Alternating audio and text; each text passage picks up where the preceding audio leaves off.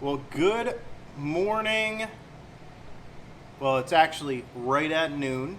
I hope everybody's having a great day. This is Dylan with Dylan Talks Tone. And as you may or may not know, if you are new to this channel, we do guitar stuff here. Give me a second. I am trying to get all this lighting and stuff correct. We've not gone live from this space before, so we've gone live from other places. So, all right.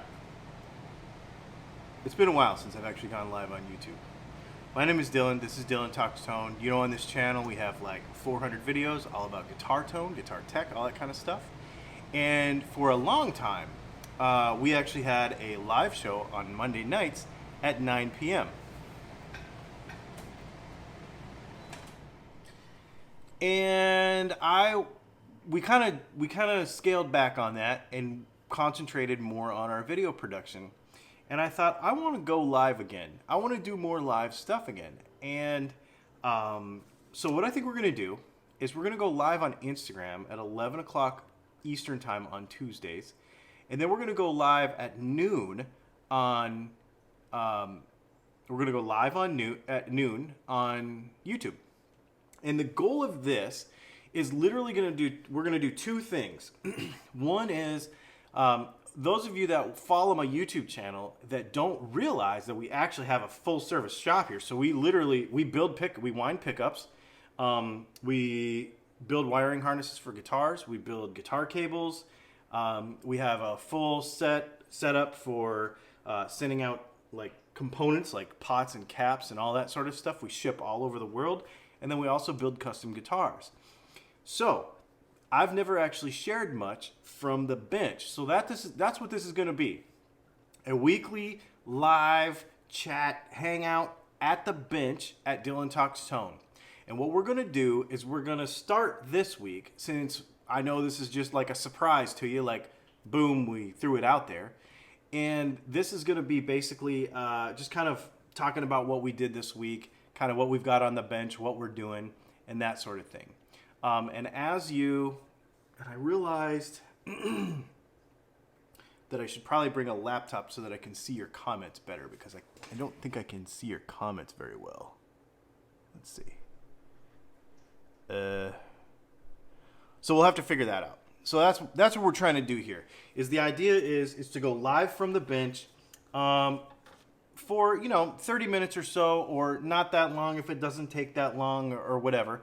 So let's get right into what we're doing this week. And as you have questions, as those things come up, leave them in the comments. If you're watching this in a replay as well, still leave it in the comments below, because what I'd like to do, just like we did with our live show on Monday nights, is I'd like to allow the comments and the questions and all that sort of stuff to shape what we do with this content every week. But the idea is to put a practical, this is what we're doing in the shop. Can we test stuff? All right, let's see. What did he say? Blah, blah, blah, blah, blah. I haven't seen loaded Strat pickguards on your site. Yes, that is on our site, actually. That is on our site. And what I'll do is after this live video, I'll come back through the comments and any kind of information like that you need, I'll go ahead and shoot you a link, okay? So I'll do the best I can to keep up right now. I think we just learned our first problem solving thing. Next time we're gonna go ahead and I'm gonna have a laptop sitting here where I can actually see your comments better, okay? So bear with me. This is kind of a new thing. So let's talk about, since you mentioned Strat stuff, let's talk about Strat stuff, because I'm actually building some stuff this week. First of all, we built a set of, and I don't have multiple cameras anymore, so we built a set of our Strat pickups. I am a real, I do a lot of crazy things and a lot of interesting design ideas with my guitars, and and we'll get to a really cool humbucker here in just a minute. But when it comes to Strat tone, I'm real traditional. These are a very low output Alnico 5 Stratocaster pickup with cloth wire. These are a fantastic pickup.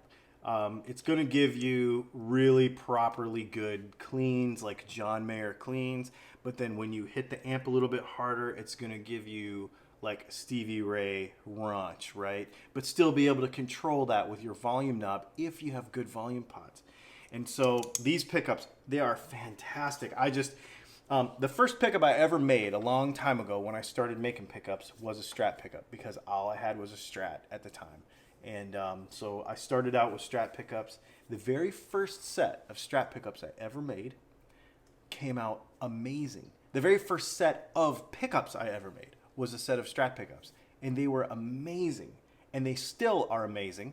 And I actually modeled these pickups after my very first set. They're in my personal Stratocaster. They're an incredible set of pickups. So let's talk about Strat stuff. So yes, we do loaded pickguards. So let's talk about loaded pickguards and why you would want to do something different than what we do in a stock. Let's say you've got a Squier. You're going to see this in our series of videos coming up about a beginner guitar, because we bought that Squier Strat and we used it in the video a couple of days ago. So this is a loaded. This could be a loaded pickguard. This particular customer actually only wanted the wiring portion of it,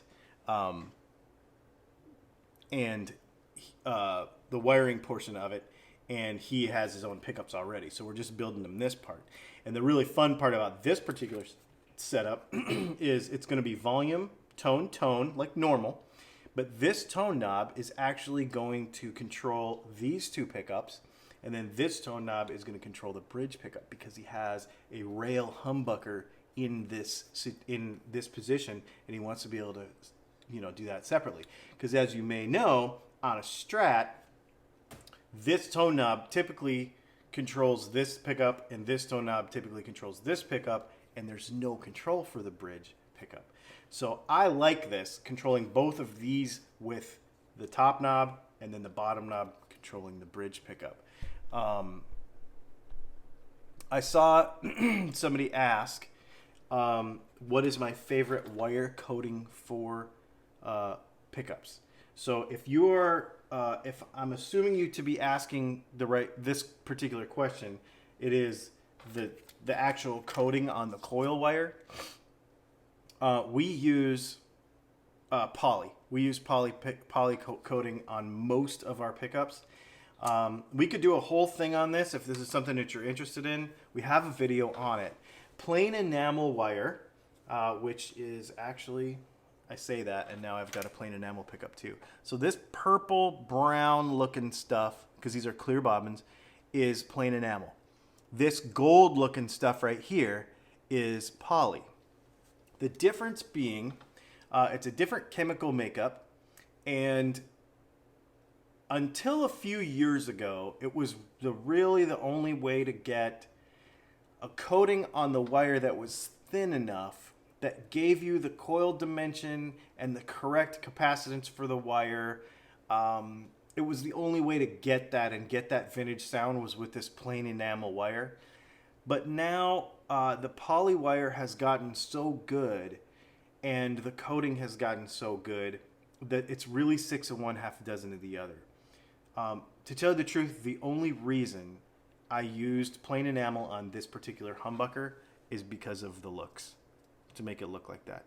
Because I do not have, this is 43 gauge wire, and I don't have 43 poly in purple. So, that's the thing. So most of the time I use poly on everything. We actually have this purple wire in poly as well, but we'll get to this pickup in just a minute. I saw somebody mention, and so let's just we'll keep going here. You're a fan of using a linear taper pot for volume and 2 audio for tones. That's a good way to do it. So I'll tell you my personal opinion also, very similar to yours. I actually like an audio taper pot on my volume too, but because it works really well with our pickups. But I really like the audio taper pot on the tones because it gives you, like you said, a very long sweep. And I do something that a lot of people don't do. I actually use a .047 cap on almost every guitar. probably just about every guitar. I use, even on single coils, I use a .047 cap on an audio taper pot for the tone circuit. And what it does is it really gives me like a, I mean, you can almost like have a wah on your finger. You know what I mean? Super long range, and it gives you a really nice sweep to that thing. So I really dig that. Thank you for bringing that up. That's a really cool point. And like I said, as you have questions about this stuff or observations, leave it in the comments because it's killer, man. I love it. I love it that you guys are hanging out and enjoying the kind of the interaction of this. Let's talk about the humbucker thing. Let's see. One more single coil thing. We made a bunch of Telecaster pickups. Speaking of pots, I keep finding that my tone control is very subtle until I get down to about 4. Hang on. I'll bring you back here. I've tried a few different CTS pot tapers. Okay, so before we move on from that, we'll keep talking about pots because that seems to be the fun thing. So, CTS center shaft pot. This is the vintage style. You know, this is the way they are. It is a thing. I personally use Bournes. I have CTS. We stock CTS. We put them in CTS stuff. But when people order them, but I particularly like Bournes. I really, really like,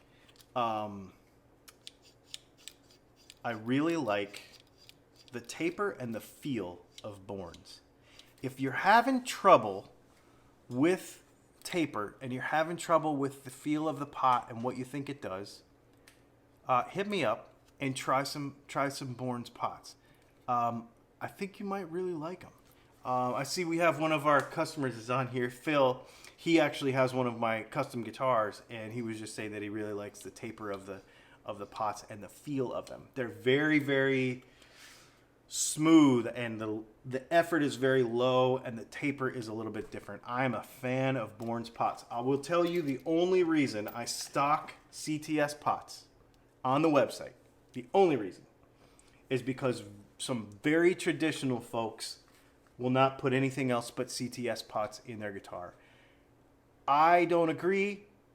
I don't like them as much, but since it's such a subjective opinion thing and feel and all that sort of stuff, that's okay. You can have those too. So we'll put those up. We have those on the website as well.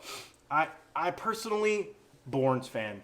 All my custom guitars get Bournes pots. All of them. And of course, if somebody orders a custom guitar from us and they want, or a custom pick guard, or, loaded pick guard, or any of that kind of stuff, I'll do whatever you like, but default is going to be Bournes because I like how they're smooth and I like the taper and that sort of stuff. I also like soldering them. They solder better because you don't have to worry about doing damage to the center pin. On a Bournes pot or on a CTS pot, you have to worry about how much you heat up this outside can because you can do damage to that pin because there's a little bearing in there and you can mess up the pot if you heat it up too much. On a Bournes pot, the back of this is just a can that goes over the outside of it. The mechanism, actually that's a CTS pot. That's a CTS non-bearing pot. Let me grab something. This is a Bournes pot. Here we go. Okay, so what I was about to say is this particular Bournes pot, see how the whole back of it is a can? There's no mechanism for the pot inside that touches this.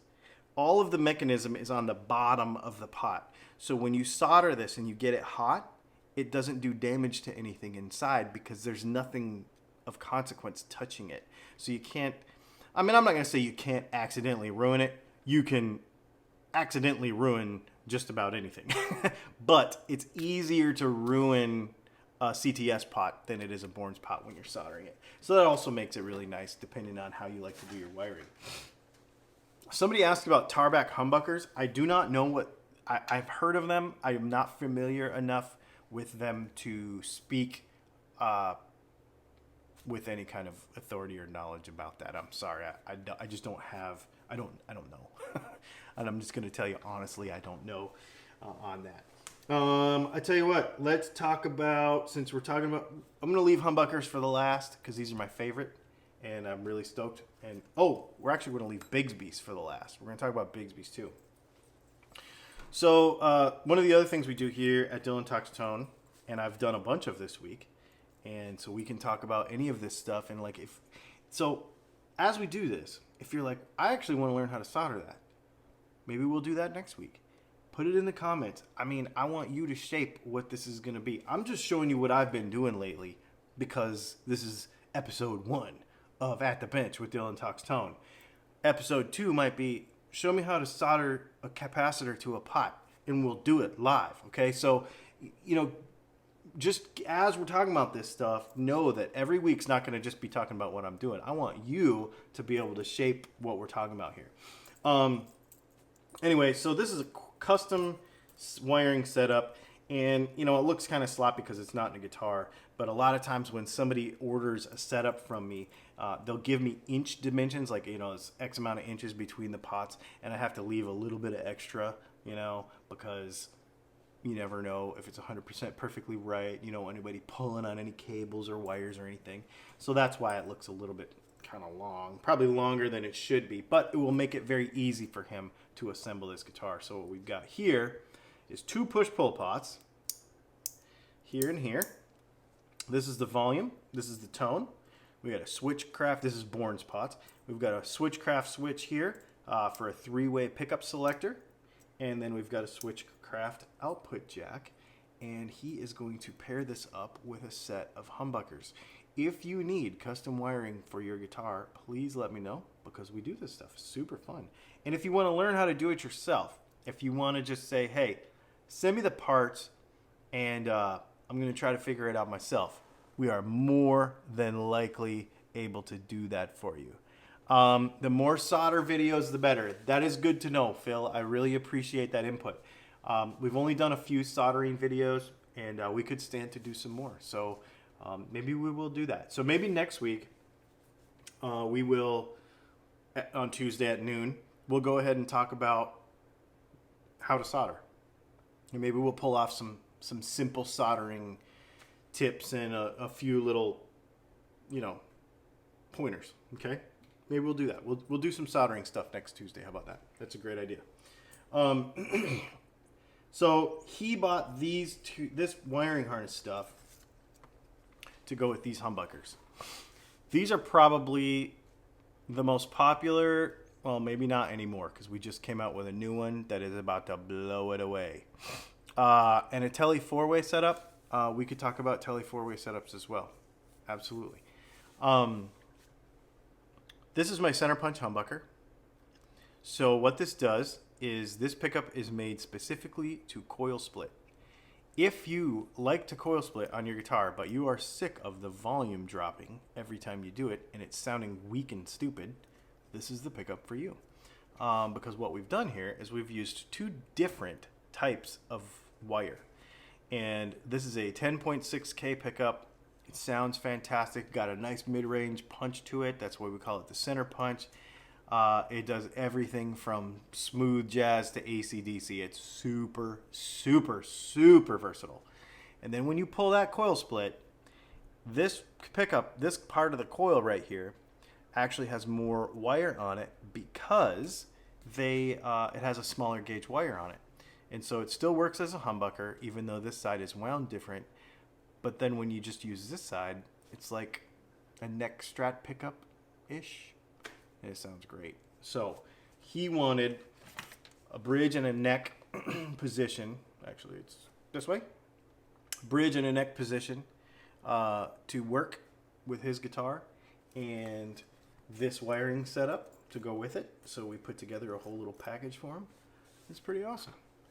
So yeah, man, that's what we've been doing here today. Oh, and then for the kind of the grand finale.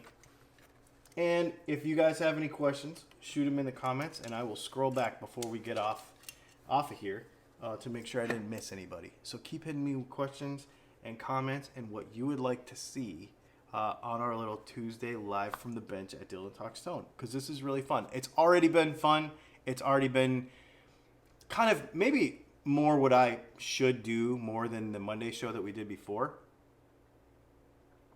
because this actually puts kind of like a practical side to it, right? Like a practical, this is what we do. And what's really funny about all this is I really think that a lot of people do not realize on a day-to-day basis that Dylan Talks Tone is a thing, but that's all free, right? Like, it's a lot of work and it's all free. And the way we actually make a living is doing this stuff. So I figured I would start sharing it some more. Let me grab a towel. This is my Don't Ruin Anything towel. And I'm going to put this cool guitar on the bench. Let's see. And maybe I can forgive the shake, because we'll try to get a little closer here. Sorry, there's styrofoam peanuts on the floor. All right, so let's get a little closer and I'll show you some stuff. So this is called a Bigsby B16. For those of you that are not familiar with this, I'm actually going to probably do an actual video on this tremolo, on this vibrato. This vibrato is specific to a Telecaster body. It was made sometime, I want to say in the mid-50s. I've got the history on it. I actually went to the Songbird Museum, Guitar Museum in Chattanooga, Tennessee, and they had the prototype of this that actually came out before this, and I got to look at it. It was really cool. He let me hold the guitar and function it and everything. It was really awesome. This is my favorite Bigsby that you can put on a guitar. There are some gives and takes to everything, but I'll show you the overall benefits of a Bigsby B16. First of all, if you're going to do it bespoke to this instrument, you don't have to have holes for a string through, because everything happens on top, just like any other Bigsby. There's only 4 screws. There's 2 in the tail and 2 here. And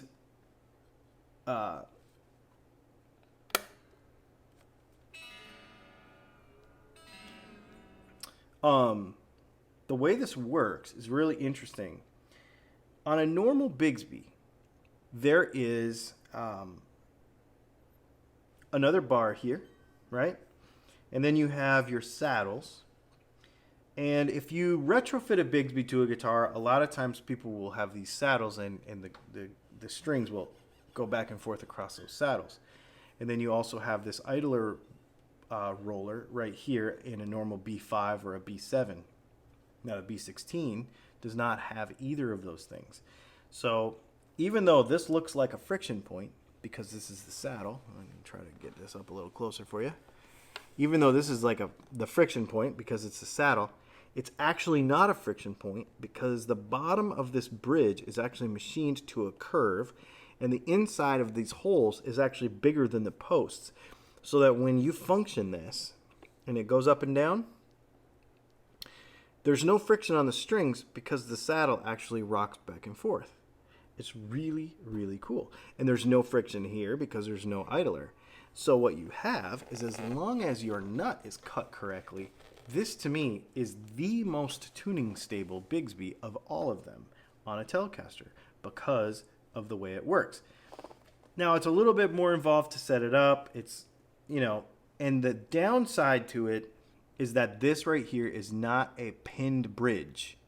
No, it's not lefty. I just have the guitar backwards. It's righty. It's just, the guitar actually goes this way, but I just have it upside down it's upside down on the bench. So yeah, it's very, very cool, and they look really cool. The only downside really would be that this is loose, so this falls out when you take the strings off. It's very, very easy to set intonation, however, because you just check your intonation on your high E and you check intonation on your low E, and you just wiggle it around until it's right, and then everything's fine. Some maybe newer guitar players might find that too fiddly and may not like it, but a lot of newer guitar players wouldn't like a Bigsby anyway because they are kind of fiddly. But this is my favorite. Absolutely my favorite. Also, because of the way it works and there's no pulley in the middle, idler roller, you get more. You get more. You get like, you literally get more. Yeah, it's very, very cool. Is the camera reverse on YouTube?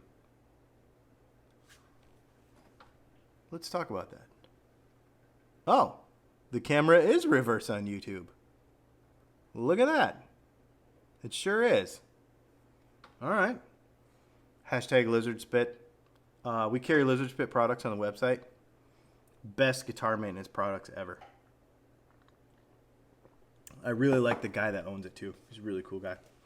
And so one of the other things that also sets the B16 apart is the fact that the pickup actually doesn't sit in the body. It sits up out of the guitar because this whole thing is above the guitar. Nothing is in the guitar.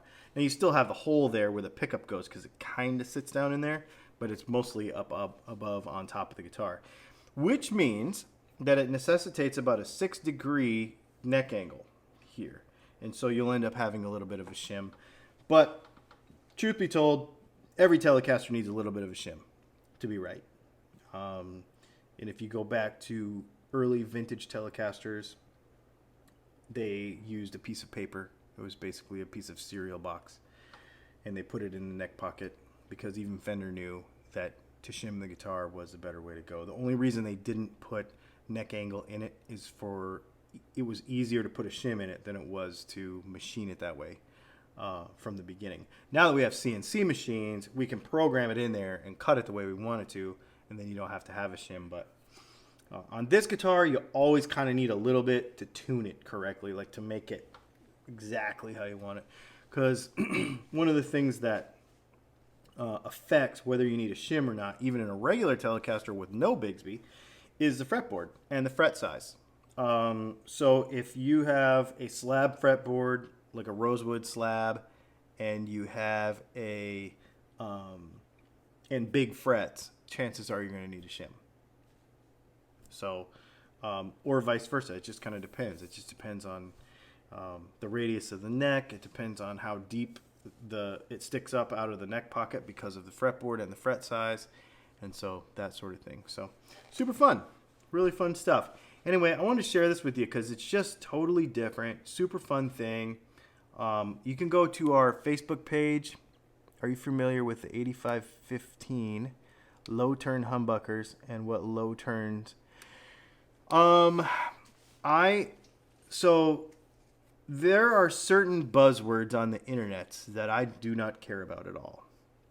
Low turn, low wind, underwound, overwound, make no sense to me.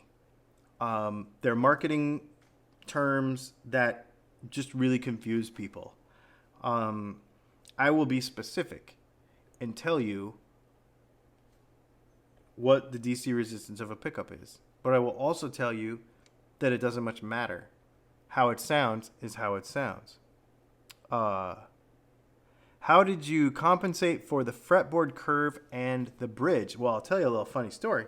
So this is a 12-inch radius, okay, bridge. And the fretboard is actually a compound radius, which is really fun. So you do this really vintagey looking guitar, right? But you put a compound radius fretboard on it. So it's actually a 10 down here and a 16 up here, which meant that this fretboard here is actually flatter than this bridge is here. So we have to use, a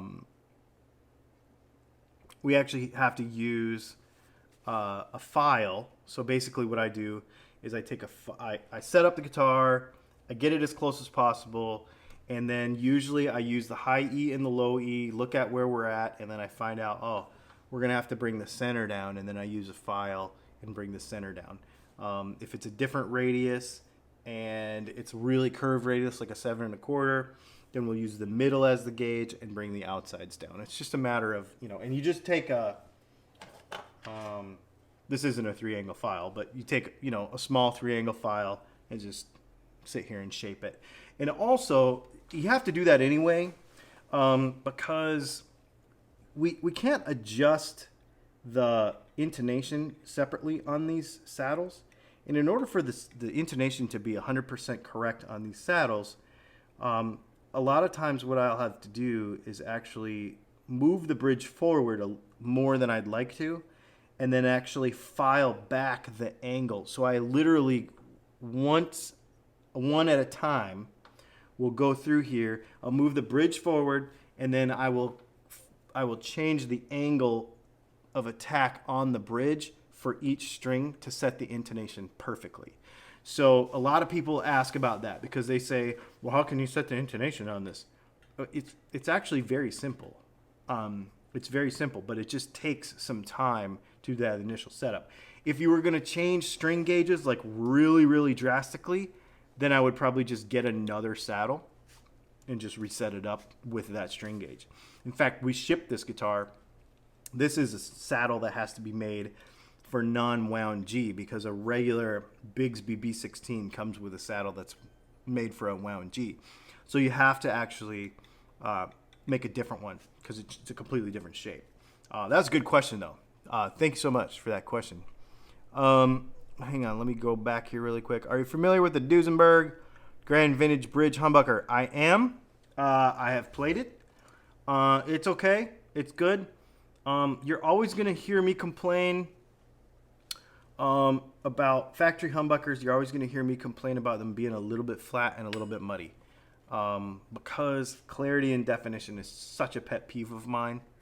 And so I'm always going to say, take that thing out and put a DAF or put a smoothie in it. This is our new smoothie pickup. Because you're going to get more clarity and more definition than from that other thing. So, what is this? I don't know how to sound for it. I thought it was important. While you're live. While we're live. It might not even be relevant, but maybe it is. Oh, it is relevant. Thanks, hon. Hey, not to get too off topic, but this just got here from Germany. We're going to do a video about this. All right, enough talking about Bigsby's. This just in, happening live, right in front of y'all. Let's get this out of the way. I'm super excited about this. I contacted a company in Germany. You guys probably are already familiar with them, called ABM. They make bridges and saddles and stuff. And they sent me, let me just make sure I get everything out of the box. They sent me two, whoa, sweet. They sent me two nuts. I didn't know if they were going to or not. I asked them because, okay, so here, let's come back over here. We'll get a little higher so I don't have to bend down like that. Okay, so do you remember the video we did about a week and a half ago about the Les Paul Jr. with the adjustable bridge or the adjustable nut from Gibson? That is a really cool idea.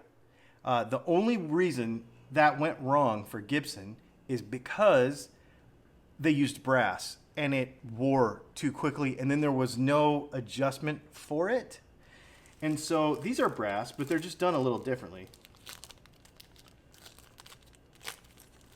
And I've always wanted to try one. And so I told those guys in Germany, I was like, what do you think about sending me one of those nuts and allowing me to do a video about it? So there it is. Here, hang on. Let me see if I can focus this right.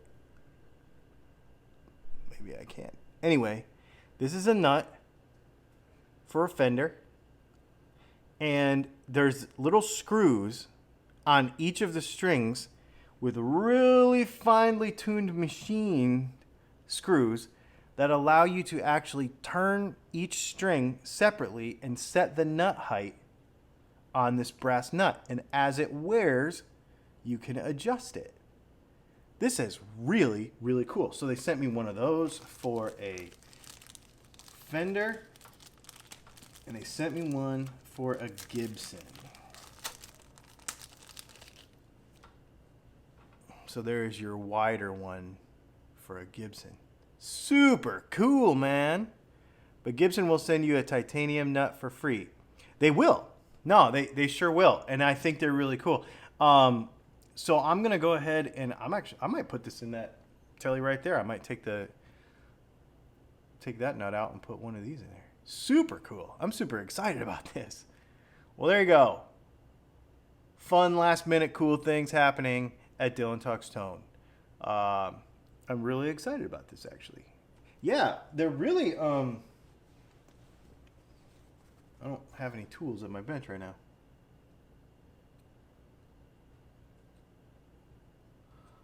Yeah, so the screws are so fine, like the threads on them are so fine that you could literally adjust it like,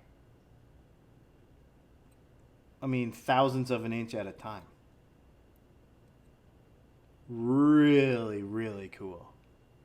I wonder what they sound like.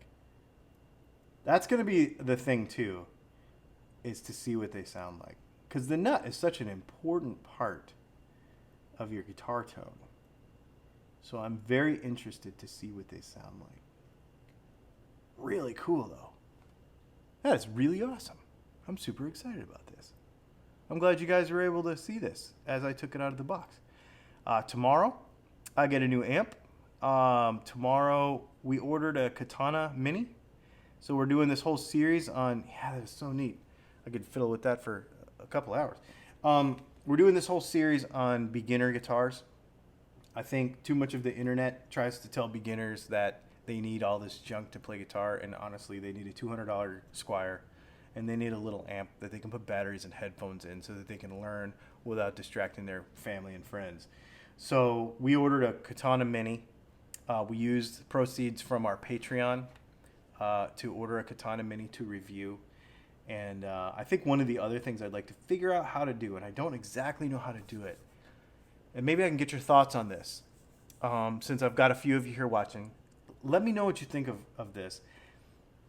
I don't exactly know how to, so I need the community's help. I don't exactly know how to implement it, but what I would like to figure out how to do is I would like to use my Patreon somehow.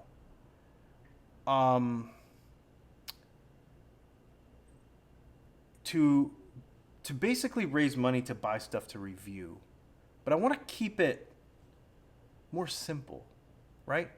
I don't care about boutique pedals that cost $500, and I don't care about amps that cost $3,000. What I care about is inspiring people to play. So if we need to get 3 or 4 different clip-on tuners, and we need to get a couple of Boss pedals, or we need to get some basic things in here, just real simple. Because I don't know if you know this or not, but for the last 4 years, I literally, they sent me these for free, but that's only happened 3 or 4 times. I literally buy everything that we test with my own money. And what I was thinking was, if I could figure out how to use my Patreon to allow everybody to have a contribution into what we buy for reviews, and then I would just give it back. I would just give it away. We would use it for a review, and then whoever gave money to our Patreon to buy that thing for the review, then maybe we would throw all their names in a hat and do a drawing and just give this gear away when we're done. Because you bought it, I want to give it back to you. So I don't know exactly how to implement that, but it's something that I've been really thinking about, because I want to be able to grow this community. Are you going to sell the budget guitars that you're going to set up? And will you be putting your own pickups in them? Yes, at some point, I want everybody to kind of go on a journey with me on that project. And first it's like this. Everybody jumps straight to, you have to mod a guitar to play guitar. And I don't agree with that. And I know that sounds funny, because I make my money and make my entire living from modifications to guitars. But for a beginner, I really think that they just need to play and understand and learn. And then when they, we'll get to the mini strats in a minute because this is part of it. When they start to learn and they want to do some things, I really think that is, then you start to mod. Then you say, you know what? I'd like to go this way with my tone. I would like to do this or that, or I wore out the little Squire switch, so what should I do in its place? And then we teach people how to solder. We teach people how to make these choices so they're not wasting their money and buying things they don't need to buy, and then use those inexpensive guitars that we bought to do these projects and kind of bring it up through it. And then, yeah, I bought those with my own money, so I would like to sell them. But no, when we sell them, they're going to have cool pickups in them. They're going to have all the best stuff. And to tell you the truth, I'll tell you what's going to happen. I'll tell you what's going to happen on that deal is what you're basically going to have probably happen on those Fender Squire guitars is you're going to end up paying, I'm going to just tell you, when we sell that, it's pretty much you're going to end up paying for the Dylan pickup stuff, and you're gonna get a free guitar with it. I think that's basically what we're gonna do. Is you're gonna pay for the mods, and you're gonna get the guitar for free. I want to give back in that way, so I think that's what we're gonna do.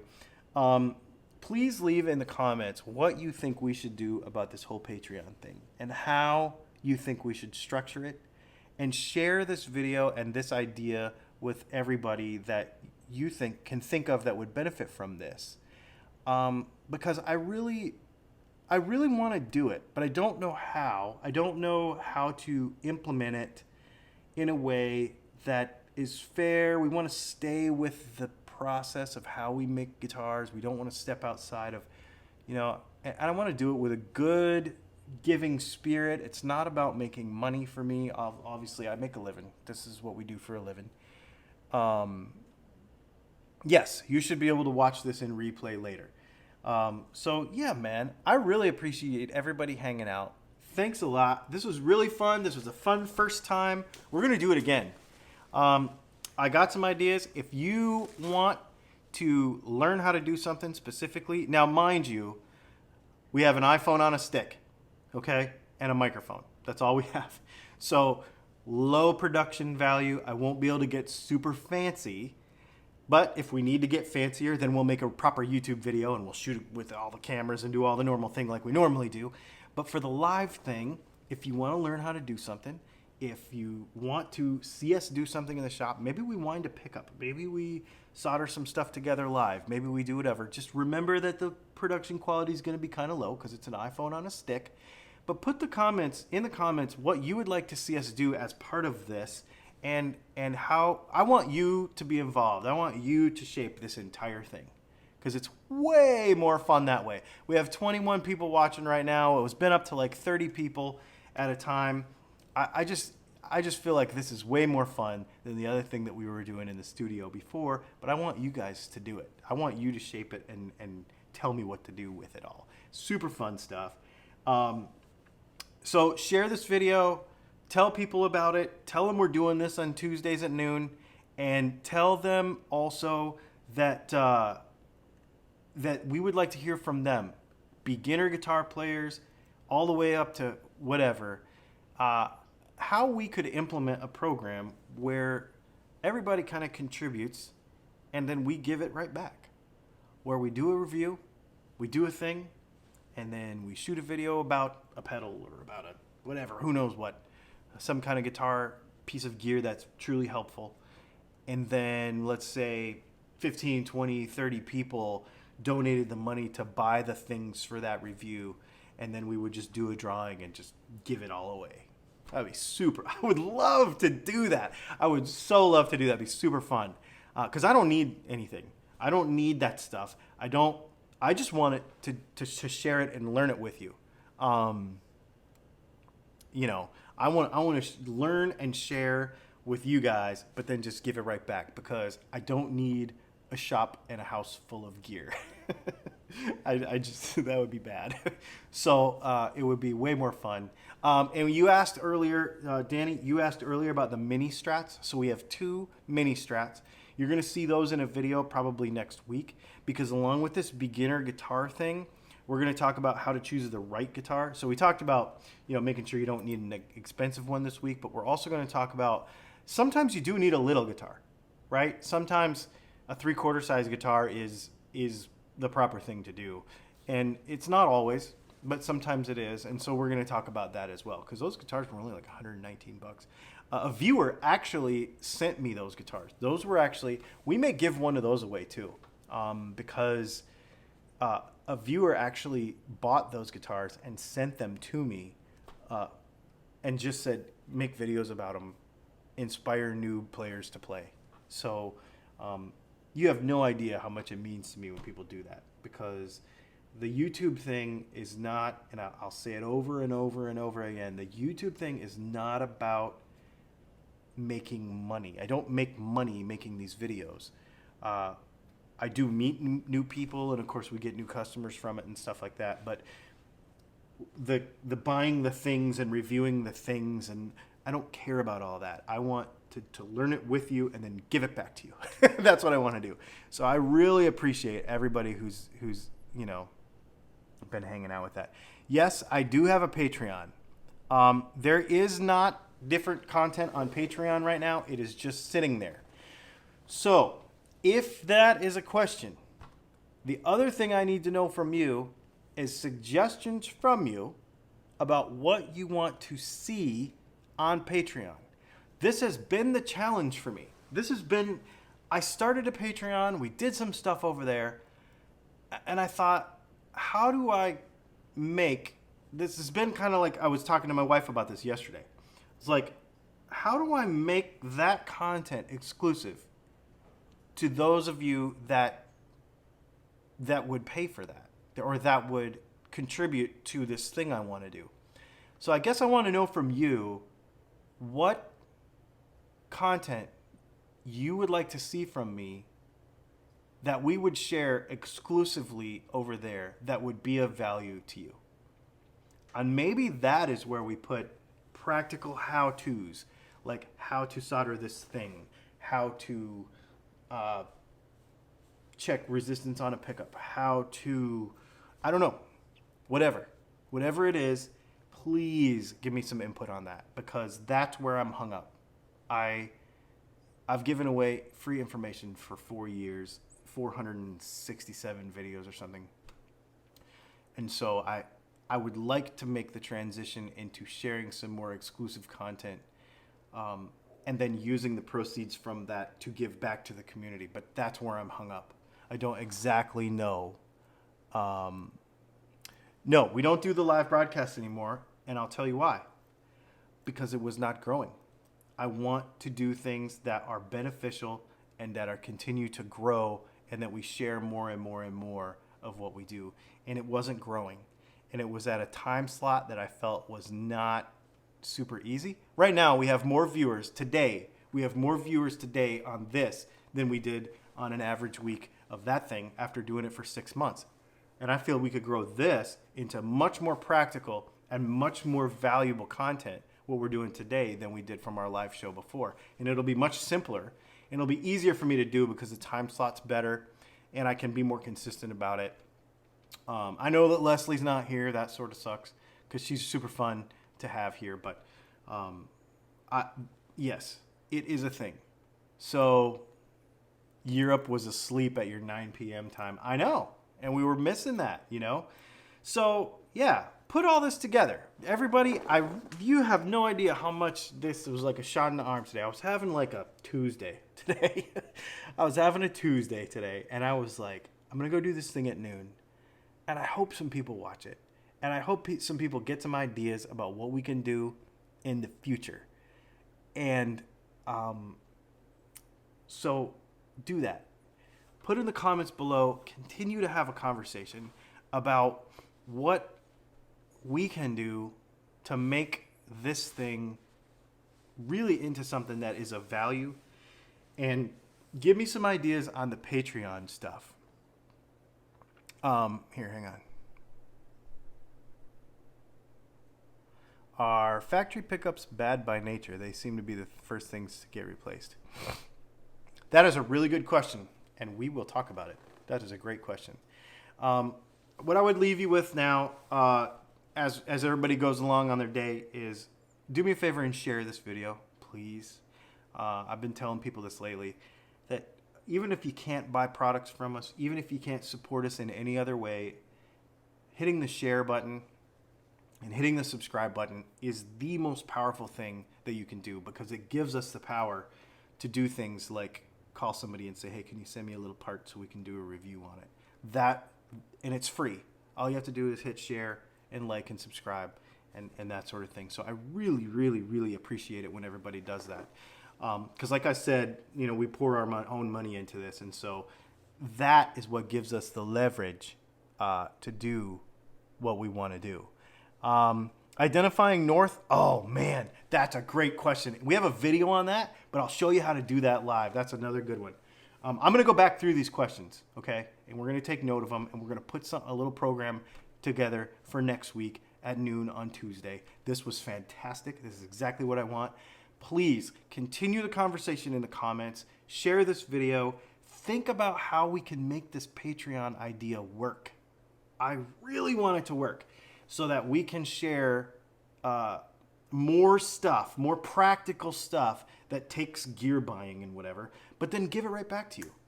Then give it right back. That's what I want to do. I just want to give it right back. Because that's what we're about. You guys, this is awesome. You have no idea. You made my day. Really. I was having a Tuesday, and you really made my day. And so you have no idea. I really appreciate it. So we will see you on the internets.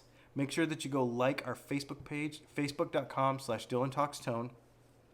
That's daily. We upload daily stuff every day. And then, so you'll be able to see like the latest. And then we should have a new video come out next Monday. And then next Tuesday, let's do this live thing together again. I think it was really awesome. Put it on your calendar, set an alarm, do whatever. And if you can't do it except just watch it in replay, do that as well, and comment and let me know that you watched it in replay also. Thanks a lot, y'all. This was awesome. And I hope everybody has an awesome day.